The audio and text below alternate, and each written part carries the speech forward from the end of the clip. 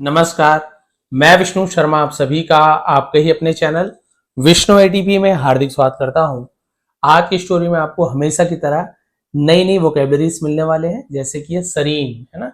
सरीन का मतलब होता है निर्मल, शांत, स्थिर, बादलों से साफ, यानी पे वहां कोई बादल ना हो उसे सरीन कहा जाता है। चलिए देखते हैं इसका यूज कैसे किया गया है। और स्टोरी हमेशा की तरह बहुत ही ज्यादा इंटरेस्टिंग है, मोटिवेशन स्टोरी है, आपको जरूर पसंद आएगी, बहुत कुछ नया सीखने को मिलेगा। चलिए स्टार्ट करते हैं। द एम्प्टी बोट, एम्प्टी मतलब खाली, बोट यानी नाव, खाली नाव की एक कहानी है। चलिए देखते हैं क्या होता है, कैसे होता है। वंस एक बार, इन अ क्वाइट विलेज, क्वाइट यानी होता है शांत, विलेज यानी गांव, तो एक शांत गांव में नेसल्ड, इसे हम नेसल्ड पढ़ेंगे, इसे और आपको कुछ गलत पढ़ के नहीं बताऊंगा, नहीं तो आपके मन में वही रह जाएगा सर ने तो ऐसे पढ़ा था। नहीं, नेसल जाना होता है बसना, है ना, किसी जगह बस जाना, इसी का बस नेसल्ड यानी बसा हुआ था। At the foot of serene mountain, foot यानी होता है तलहटी पर, वैसे फुट यानी पैर होता है, पहाड़ के तलहटी को फुट कहा जाता है। सरीन माउंटेन, जैसे कि अभी आपको बताया, एकदम निर्मल पहाड़, यानी जिस पर कोई बादल ही ना हो, एकदम निर्मल पहाड़, शांत पहाड़ के तलहटी में एक शांत गांव बसा हुआ था। बसे गांव में लिव्ड रहते थे अ वाइज जैन मास्टर, एक बुद्धिमान जैन गुरु। जैन क्या है, जैसे बौद्ध धर्म होता है ना, बौद्ध धर्म का ही एक है ना, एक शाखा है जैन, से अलग अलग देशों में अलग अलग नामों से कहा जाता है, तो बौद्ध गुरु कहते हैं हम। क्लियर है। तो इस शांत गांव में, शांत पहाड़ी के तलहटी पे एक बौद्ध गुरु रहते थे, बुद्धिमान बौद्ध गुरु। His wisdom was known far and wide, उसकी बुद्धिमानी वॉज नोन जानी जाती थी, के साइलेंट है कि वह नोन पढ़ेंगे, जानी जाती थी। Far and wide, far and wide का मतलब दूर दूर तक ऐसे कहा जाता है। नोन यानी मशहूर होना भी कहा जाता है, फेमस होना। And people travel from distant lands to seek his guidance. And people और लोग, ट्रेवल यानी यात्रा करते थे, फ्रॉम यानी से, डिस्टेंट लैंड, डिस्टेंट मतलब दूरस्थ, दूर दूर के, लैंड यानी भाई जमीन से बोल सकते हैं या जगह से बोल सकते हैं। टू सीक, सीक क्या होता है, मांगने के लिए, हिज गाइडेंस, उनकी मार्गदर्शन, तो उनके मार्गदर्शन लेने के लिए दूर दूर से यात्रा करते थे। अमंग हिज फॉलोअर्स, उसके अनुयायियों के बीच में, तो दो लोगों के बीच में, बिटवीन, दो से ज्यादा लोगों के बीच में, ऐसे कुछ बोलना है हमें कि भाई 100 लोगों के बीच में, 8 लोगों के बीच में, बहुत से लोगों के बीच में, तो वहां पे अमंग का यूज किया जाता है। और भी बहुत सारे लाखों करोड़ों के बीच में, वहां पे अमंगस्ट है ना, दो लोगों के बीच में, तो बिटवीन ये अंतर है, मतलब तीनों का वही है, बिटवीन, अमंग, अमंग बीच में, संख्या के हिसाब से अलग अलग हो जाता है। अमंग हिज फॉलोअर्स, उनके अनुयायियों के बीच में, वॉज यानी था, अ यंग बॉय, एक, अब यंग यानी युवा बोल सकते हैं, युवा लड़का, नेम केंजी, केंजी नाम का युवा लड़का था। Eager to learn the secrets of life, eager उत्सुक था, उत्सुकता होने को ईगर कहा जाता है, ईगरनेस। टू लर्न सीखने की या जानने की, द सीक्रेट्स ऑफ लाइफ जीवन के रहस्य को। एंड इनलाइटमेंट, इनलाइटमेंट का मतलब क्या होता है, आत्मज्ञान को इनलाइटमेंट कहा जाता है, जीवन के रहस्य, आत्मज्ञान के रहस्य को जानने के लिए उत्सुक था। Kenji often accompanied the gen master, तो ऑफन यानी अक्सर है ना, ऑफ्टन नहीं पढ़ेंगे, ऑफन पढ़ेंगे। अकंपनीड, इसका मतलब होता है साथ में जाना, किसी का साथी बनना, उसे अकंपनीड कहा जाता है। The gen master to the nearby lake, पास के झील पर केंजी अक्सर जैन गुरु के साथ जाता था, तो साथ में जाना अकंपनीड कहा जाता है। Where they would sit in silent, where यानी जहां, वेयर यानी कहां भी होता है, जहां, जहां दे वुड सिट वो बैठते थे, तो पास्ट की कोई आदत बता रहे भी, ऐसे करते थे, वहां जाते थे, वहां पे वुड का भी यूज किया जाता है। सिट यानी बैठते थे, इन साइलेंस यानी हम बोल सकते हैं शांति से, चुपचाप, जहां वे चुपचाप बैठते थे। Watching the ripples dance on the water surface, ripples, इसका मतलब क्या होता है, जिसे हम बोलते हैं लहरों को, नाचते हुए, ऑन वाटर सरफेस, वाटर्स अपॉस्ट्रोफिस, पानी के, सरफेस यानी सतह। अब पूरा हर एक वर्ड का मीनिंग पता चल गया, तो अब इसको आप लोग ट्रांसलेट कर सकते थे, जहां वे चुपचाप बैठकर पानी की सतह पर नाचती लहरों को देखते थे। वॉच यानी ध्यान से देखना। वन ट्रैंक्विल आफ्टरनून, एक शांत दोपहर। As the sun painted the sky, जब सूरज पेंटेड द स्काई यानी आसमान को पेंट कर दिया था, ऐसे किया जाता है यानी रंग दिया था। With huge of gold and pink, huge यानी क्या होता है, कलर को, रंगों को ह्यूज कहा जाता है। ह्यूज सेटिंग आपने देखा होगा। गोल्ड एंड पिंक यानी कि गुलाबी और सुनहरी रंग से भर दिया था। The master turn to Kenji and said, गुरुजी केंजी की ओर मुड़े और कहा, टुडे, आज, I will share with you a story.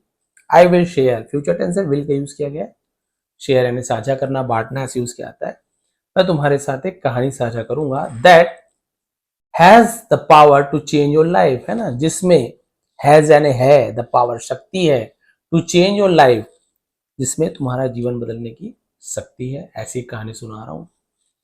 केंजीज eyes sparkled with anticipation, Kenji की आंखें स्पार्कल्ड यानी स्पार्कल आपने सुना होगा ना, चमक जाना, चमक उठा, ऐसे यूज किया जाता है। एंटिसिपेशन का मतलब था उत्सुकता से चमक उठी उसकी आंखें।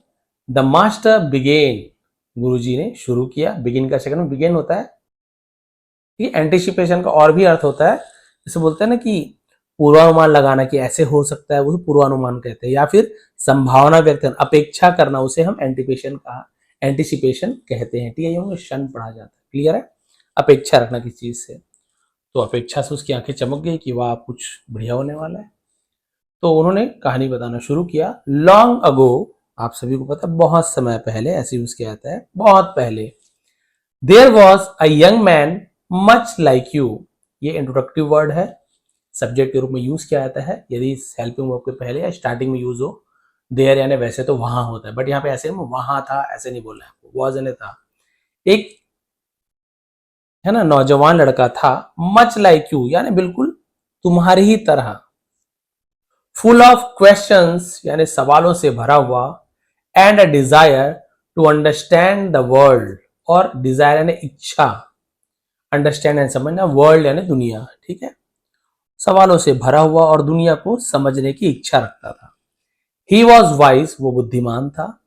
इन हिज ओन वे, है ना, अपने ही, ओन वे यानी कहता है अपने तरीके से वो बुद्धिमान था। बट ऑफन, लेकिन अक्सर, फाउंड हिमसेल्फ, अपने आप को पाता था। फाइंड का सेम फाउंड है। ट्रबल्ड यानी परेशानी में पाता था। बाय द एक्शंस यानी अपने कार्यों से।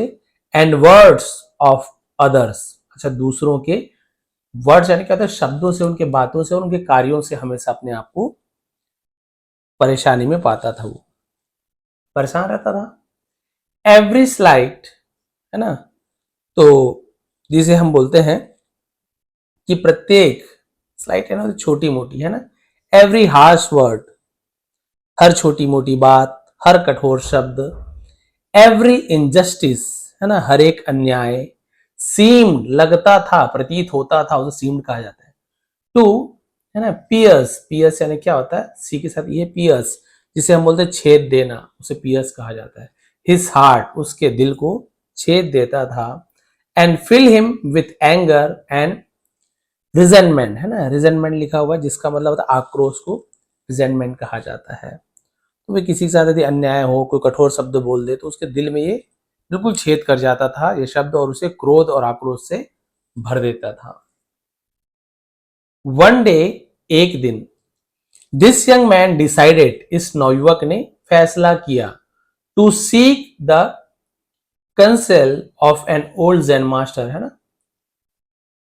अब यहां पे देखिए, सलाह को वही कंसेल कहा जाता है। तो यहां पे देखिए आप, सीख यानी मांगना, है ना, सलाह मांगने की, of an old zen master, एक बूढ़े या बुजुर्ग बौद्ध गुरु से सलाह लेने का फैसला लिया।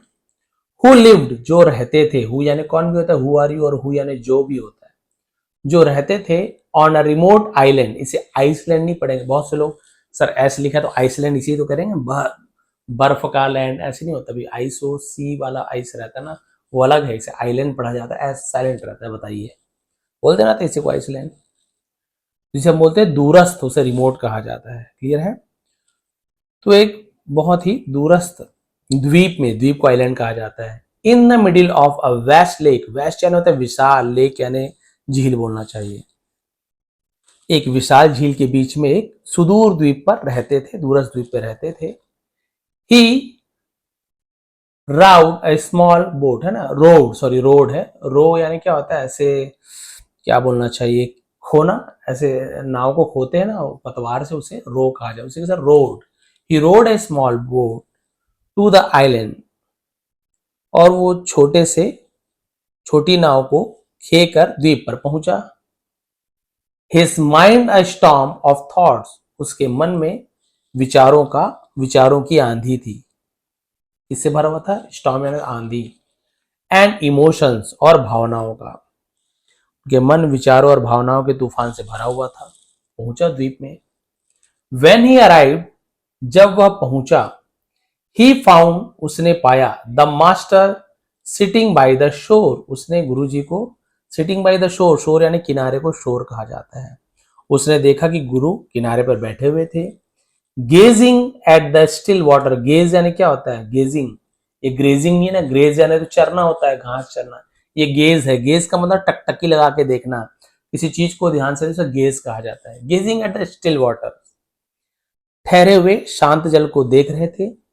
The young man bowed respectfully, उस नवयुवक ने, बाउड यानी होता है झुककर नमस्कार करना, और रिस्पेक्टफुली यानी सम्मान से, तो उसने सम्मान से झुककर, आदर पूर्वक से झुकाया। And poured out his troubles, poured out, pour यानी क्या होता है? ढालना किसी चीज को, जैसे चाय ढालते हैं, पानी डालते हैं, उसे पोर कहा जाता है।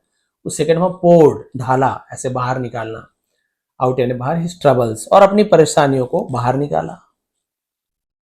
द मास्टर लिसन पेशेंसली, इसे भी पेटिएंटली नहीं पढ़े, पेशेंसली ऐसे पढ़ेंगे। इसे मुझे गलत बोलना ही नहीं चाहिए कभी भी, मन में वही आ जाता है, मैं सोचता हूँ ना बताऊं, लेकिन मन में रहता है ना। आप लोग ऐसे पढ़ते हो तो कृपया ना पढ़ें।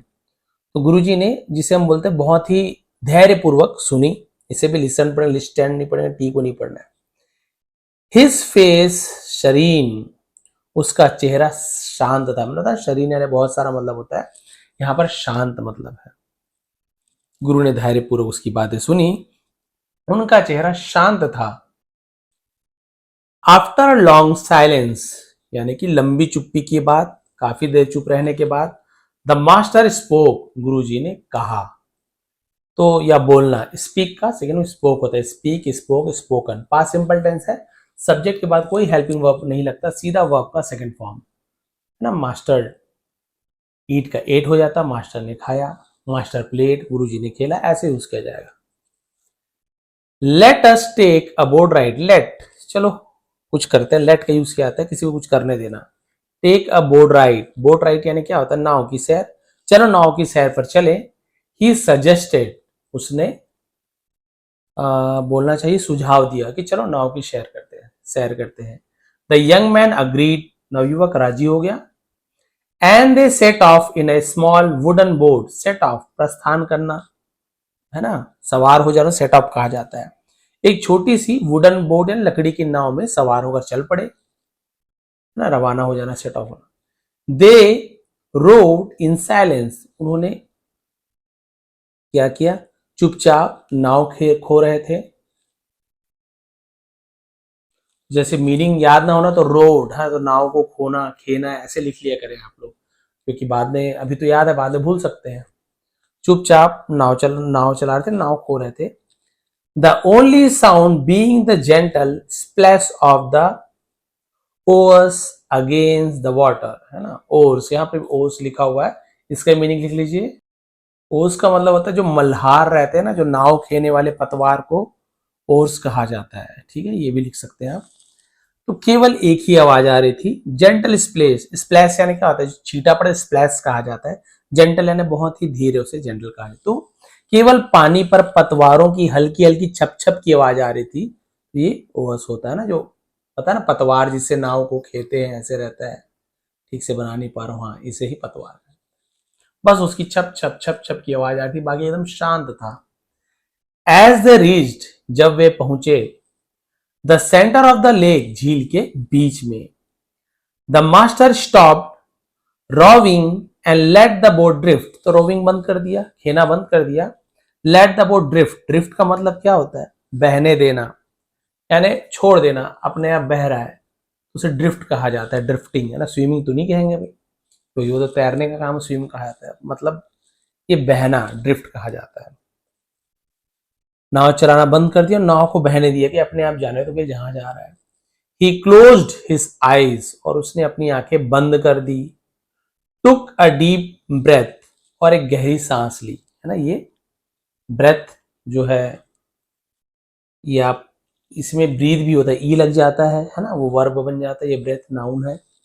उन्होंने गहरी सांस ली, एंड देन ओपन देम, और फिर उसे खोला, इसे आंख को खोला। Looking intently at the young man, intent आपने सुना होगा, इंटेंटली यानी कि किसी इरादे से, उसे इंटेंटली कहा जाता है। तो आंख बंद की, गहरी सांस ली और फिर आंख को खोला। देखिए नाव, वो नाव बह ही रहे ना। उन्होंने आंख खोलकर उस युवक की ओर ध्यान से देखा। समटाइम्स, कई बार, we let our emotions steer our lives. Steer, इसका मीनिंग होता है रास्ते पर लाना, इशारा करना, संकेत देना, है ना, मार्गदर्शन करना, इसे स्टीयर कहा जाता है। तो भी उसने उसके बाद कहा कि कई बार, कभी कभी हम अपनी भावनाओं को, है ना, अपने जीवन में, जीवन का क्या करने देते हैं? संचालन करने देते हैं। Just as you steer this boat, ठीक उसी प्रकार से जैसे तुम इस नाव को चला रहे हो, उसे आगे ले जा रहे हो। ही सेड सॉफ्टली, उन्होंने, है ना, धीरे से कहा। बट वॉट इफ, लेकिन क्या होगा यदि, you let go of the ओस, है ना, लेकिन क्या होगा यदि तुम पतवार को छोड़ दोगे। बोले ठीक है, नाव अपने आप जा रहा है, लेकिन यदि आप पतवार को ही छोड़ दोगे तब फिर क्या होगा।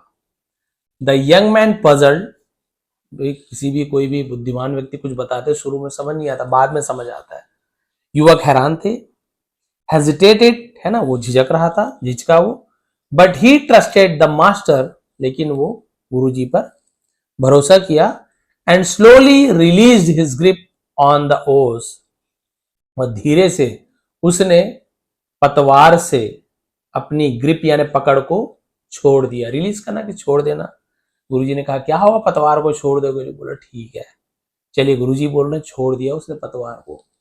The boat drifted aimlessly, aimlessly यानी बिना किसी लक्ष्य के कहीं भी इधर उधर, से एमलेसली कहा जाता है। ड्रिफ्टेड, बहने लगा, ऐसे उसके आएगा। नाव बिना किसी उद्देश्य, मतलब किसी एम के, वो बह रही थी, बहने लगा। ड्रिफ्टेड, बहा, है ना। Carried by the gentle currents, currents यानी क्या होता है? धारा, जो उसकी लहर को भी करेंट्स कहा जाता है। कोमल धाराओं के साथ वो बहने लगी। कौन? वो जो बोट थी, नाव थी, क्योंकि उसने तो पतवार को छोड़ दिया था, ढीली कर दी थी, अब वो बह रही है। द मास्टर कंटिन्यूड, गुरु ने आगे कहा। इमेजिन, कल्पना करो, दैट की every time you encounter an insult, कल्पना करो कि हर बार जब आप किसी अपमान, एन अनकाइंड वर्ड, जिसे हम बोलते हैं किसी जो नापसंद होता है, अनकाइंड यानी निर्दयी शब्द ऐसे बोल सकते हैं, बुरे शब्द, और एन इनजस्टिस या किसी अन्याय का सामना करते हैं, इनका सामना करते हो। You are rowing this boat, तुम इस नाव को चला रहे हो, present continuous tense, against the current, धाराओं के विपरीत चला रहे हो। भाई तुम ये सब चीज का यदि आप क्या करते हो, सामना कर रहे हो, मतलब तुम क्या कर रहे हो, इन धाराओं के विपरीत आप नाव को चला रहे हो। You use all your energy fighting against something you can not control, और तुम क्या करते हो, अपनी शक्ति का उपयोग करते हो, फाइटिंग, लड़ने में, अगेंस्ट यानी के विरुद्ध में, के खिलाफ, किसके? समथिंग यानी कुछ, यू कैन नॉट कंट्रोल, जिसे तुम कंट्रोल नहीं कर सकते हो। भाई क्या आप इसे कंट्रोल कर सकते हो क्या? अन्याय को, किसी के शब्दों को, इंसल्ट को कंट्रोल तो नहीं कर सकते, लेकिन आप इसके विपरीत नाव चला रहे हो। But if you let go, लेकिन यदि आप इसे जाने देते हो कि चलो छोड़ो, नाव को जैसे बहने छोड़ दिया ना, देखा जाएगा, वैसे यदि आप इसे जाने देते हो, if you accept things as they are, यदि आप चीजों को वैसे ही स्वीकार करते हैं जैसे वे हैं, the current will guide you to where you need to be, तो जो धारा है आपको वहां ले जाएगी जहां आपको जाना है। आप स्वीकार कर लिए कि भी जहां ये ले जाए नाव को वहां तक, तो धारा भी आपके साथ देगी, है ना। आप जबरदस्ती धारा के विपरीत में चप्पू कितना भी चला लो, आप धारा के विपरीत नहीं जा सकते। लेकिन आप यदि नाव को छोड़ देते हो भरोसा करके कि चलो देखा जाए, एग्जाम्पल है ना, तो धारा भी आपकी मदद करती है आपको सही जगह ले जाने में। बिल्कुल ऐसे ही यदि आप इमोशन हो, आपको कोई हर्ट कर रहा हो, तो आप उसके विपरीत लड़ तो सकते नहीं हो, या किसी का मुंह तो बंद नहीं करा सकते हो, तो उसे जाने दो। फिर क्या होगा, अपने आप ही आपको वहां ले जाएगी जहां पर आप जाना चाहते हो। एज द बोट ड्रिफ्टेड, जैसे ही नाव बही, they saw another boat approaching, उन्होंने एक दूसरे नाव को अप्रोच यानी पहुंचते हुए देखा। इट वॉज एम्प्टी, वो खाली था। फ्लोटिंग टूवर्ड्स देम, जो उनकी ओर बह रही थी, है ना। फ्लोटिंग, फ्लोटिंग यानी क्या होता है, एक जगह में ही, है ना, बहना फ्लोट कहते हैं। द यंग मैन टेंस्ड, और वो जो नवयुवक था तनाव में था। रेडी टू स्टीयर अवे, है ना, स्टीयर अवे, वही वाले बात, स्टीयर अवे, वो फिर से क्या था, तैयार था आगे जाने के लिए। But the master placed a Kameng hand on his shoulder, लेकिन गुरु ने उसके कंधे पर एक शांत हाथ रखा, है ना। युवक तनाव में था, दूर जाने के लिए तैयार था, लेकिन गुरु ने उसके कंधे पर एक शांत वाला हाथ रखा। Observe, the master said, observe यानी ध्यान से देखो, गुरु ने कहा।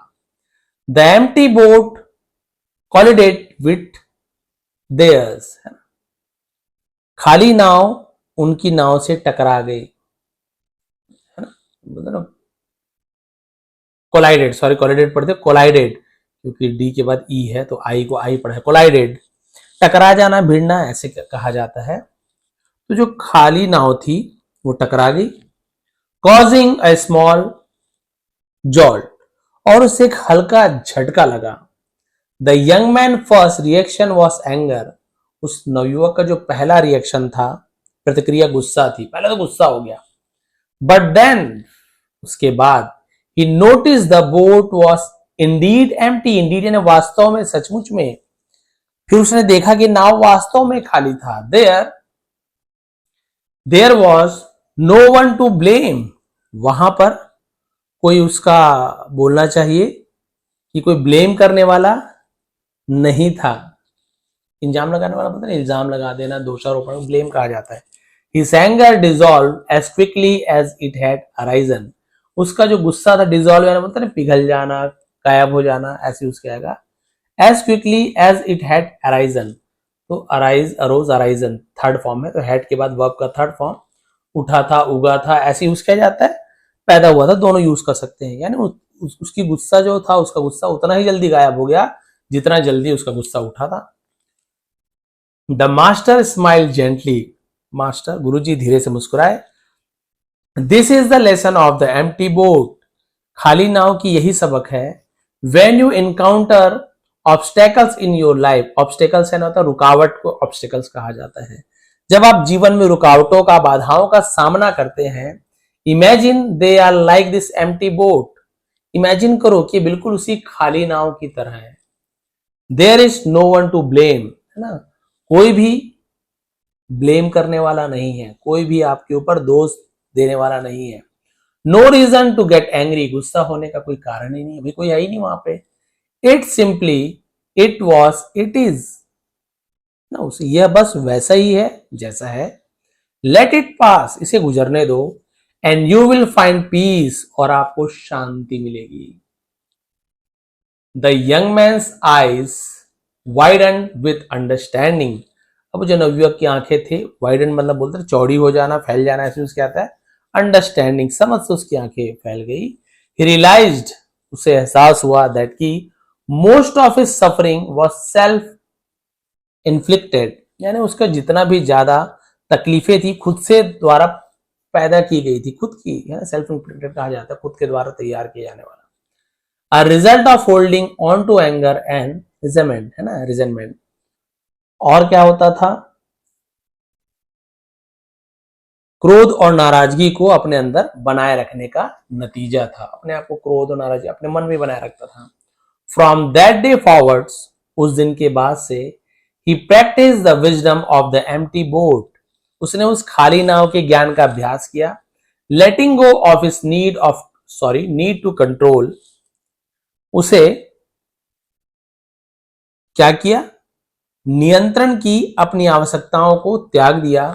And accepting life as it came, और जीवन को जैसा आया वैसे ही स्वीकार किया। जीवन में जो आता था, जिस प्रकार से आता था, उसे वैसा स्वीकार कर लेता था। दुख आया, दुख, सुख आया, सुख परेशानी आई, आने दो, टेंशन है, स्वीकार कर लो, है ना। उसका जबरदस्ती विरोध नहीं करता था, अभी जो आया है वो तो दूर होने वाला नहीं, आने दो, सामना करेंगे, लेकिन हमको परेशान नहीं होना है। The zen master finish story and looked at Kenji, zen गुरु ने, जो बौद्ध गुरु ने अपनी कहानी समाप्त की, केंजी की ओर देखा। रिमेंबर केंजी, याद रखो Kenji, life is full of empty boats, जीवन खाली नावों से भरा हुआ है। The more you let go, जितना ज्यादा तुम जाने दोगे, the more you will find peace with in your self, है ना, उतना ही अधिक तुम अपने जीवन में शांति पाओगे। केंजी नोडेड, नोडेड यानी हामी में हाथ हिलाना, सिर हिलाना, हाँ ऐसे बोलते हैं ना। Feeling a deep sense of काम, गहरी शांति का एहसास हुआ। वॉश ओवर हिम, है ना, काम वॉश ओवर हिम यानी जिसे हम बोलते हैं गहरी शांति का एहसास होना। He knew he had learn a valuable lesson that day, उसे पता था कि उस दिन उसने एक मूल्यवान सबक सीखा है, कीमती सबक सीखा है। As the sun dip below the horizon, horizon है ना, क्षितिज को हॉरिजन कहा जाता है। और जैसे सूर्य क्षितिज के नीचे डूबा, casting a warm glow over the lake, है ना, झील पर एक गर्म चमक बिखेरते हुए, Kenji and the master sat in silence, Kenji और गुरुजी मौन में बैठे रहे। Embracing the stillness of the moment, है ना, एम्ब्रेस यानी क्या था, गले लगाना, उस पल की शांति को गले लगाते हुए, there hearts filled with the wisdom of the empty boat, और उनका जो दिल था, है ना, खाली नाव की बुद्धिमत्ता से भरा हुआ था, बुद्धि से भरा, खाली नाव, खाली नाव क्या है, खाली नाव। This is god of motive, यह ईश्वर का उद्देश्य है ना। Thank for watching and stay focused, देखने के लिए आप सभी का धन्यवाद, आपका ध्यान केंद्रित रहे। ठीक है, यहाँ तक स्टोरी है। मोरल आप सभी जान गए हैं कि बिल्कुल ये खाली नाव की स्टोरी है, कि इससे लगा कि अब सब मजाक उड़ाएंगे, नाव में सबने देखा है, ये क्या पागल है, पतवार को छोड़ दिया, बह रहे हैं, सब मजाक उड़ाएंगे, फिर कुछ कुछ बोलेंगे, ये वो सोच रहा था। नाव टकराई, पहले तो गुस्सा आया, देखते हैं कि वाकई में नाव खाली है। इसका मतलब क्या है, इस खाली नाव में कोई है ही नहीं उसे कुछ बोलने वाला, अच्छा बुरा क्या है, खाली नाव में कौन क्या बोलने वाला, खाली है। तब इसे ज्ञान हुआ, गुरु ने कहा कि इस खाली नाव की तरह यदि आप अपनी जिंदगी में भी ऐसी खाली नाव को आने दो, यानी कोई कुछ बोल रहा है, बोलने दो, बुरा बोल रहा है, बोलने दो। आपको क्या करना है, आपको इन बुरी बातों को अपने मन में बिठाकर नहीं रखना है। आपको ये मानना है कोई है ही नहीं, बोल रहा है, कोई गाली गलौज कर रहा है, कुछ बोल रहा है ना, आपके लिए निगेटिव बोल रहा है, आपको नीचे दिखाने की कोशिश कर रहा है, तो आपको क्या करना है, ये समझना है खाली नाव की तरह है, हमें इसे जाने देना है, ताकि हम अपने मन को क्रोधित होने से, परेशान होने से बचा सके। इसलिए लेट इट बी गो, जाने दो। आप मन में बिठा के रखोगे बुरा बोलने वाले की बातों को, तो आपको और बुरा लगेगा, आपका मन और अच्छा नहीं करेगा, किसी काम को करने में खराब होते जाएगा मन। इसलिए ये थी एम्प्टी बोट्स की कहानी।